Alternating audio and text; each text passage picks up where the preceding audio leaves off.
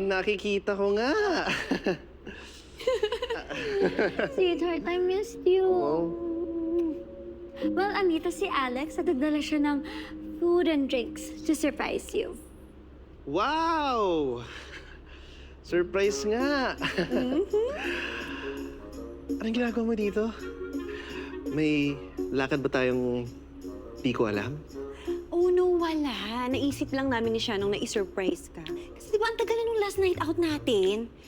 Eh ako pala ang masu-surprise. Kasi hindi mo malang binanggit sa akin na she moved in with you.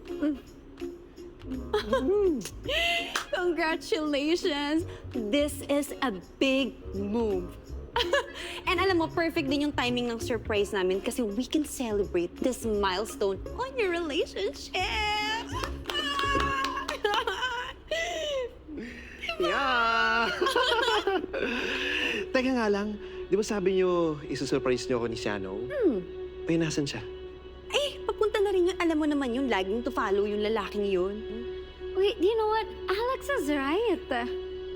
Milestone nga to sa relationship natin. Alam mo, buti na lang nandito ka. And Shano, kasi hindi ko yan marirealize. Yeah! A big milestone for us, sweetheart. Ay, naku.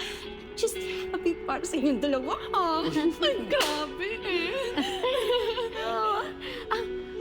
Well, kain ka na, sweetheart. Okay. Ay, tanggalin ko muna to for you para comfy ka. Yes. Ikaw, kumain ka na ba? Sige, mauna na kayo. Lagay ko lang to sa room. Sige. Gusto mo sweetheart, ha?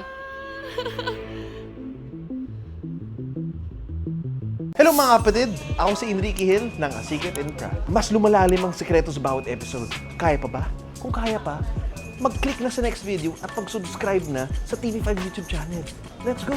Now na!